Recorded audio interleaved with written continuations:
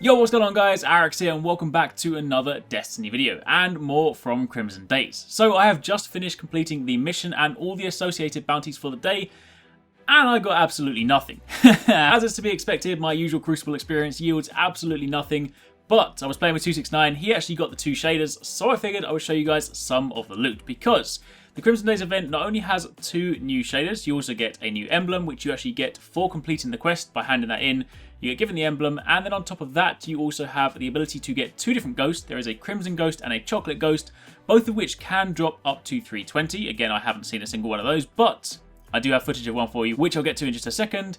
And on top of that, you can also get some candies. So as loot goes, this event actually doesn't have too much to give, but regardless, I'm going to show you what you can get. So let's start with the ghost, because it's actually the most exciting one. And for this one, I want to give a massive shout out to my friend Little Big OKEY, fellow YouTuber, of course, you guys know, covers a lot of Destiny, but is also covering other games recently as well. So definitely make sure you go and check him out if you haven't done so already. You can find a link to his channel and of course his Twitter in the description box down below. But he got lucky in the Crucible, he got the Crimson Ghost, so he very kindly recorded some footage for me. And this is what it looks like. In-game, it actually looks super cool. It's one of those ones like the Taken Ghost where the actual picture for it doesn't really do it justice.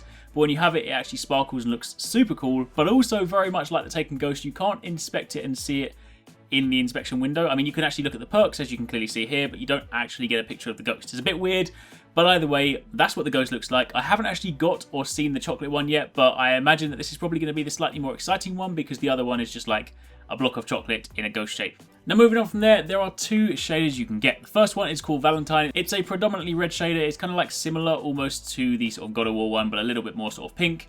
And for those of you guys that haven't actually been lucky enough to get it yet, you can actually preview it in the kiosk. And the reason I want to do it here first is because if I switch over from my Taniks cloak to say one of the older cloaks, say the one from the Vault of Glass, then the shader also puts this cool sort of like swirly rose petal sort of pattern on the cape as well.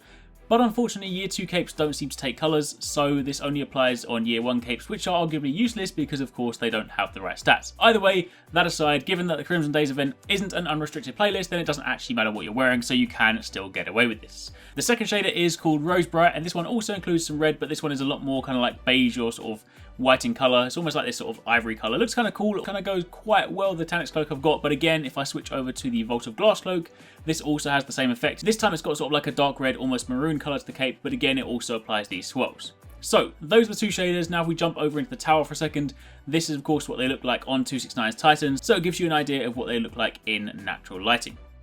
Finally, as a quick note, for those of you guys that haven't seen it, this is of course the emblem, but this is one thing that every single one of you can get if you simply complete the quest. So that's it. That was just a quick look at some of the loot you can get in the Crimson Days event. Again, a massive shout out to my friend Little Big OKEY for kindly providing me with the footage. Definitely check him out on YouTube and on Twitter. You can find links down below. Aside from that, if you guys did enjoy the video, then don't forget to drop a like down below. And also leave a comment and let me know if you guys actually got any loot, if you guys have been having fun with this event, and what you think. Thanks again for watching. Take it easy. Catch you next time. Peace out.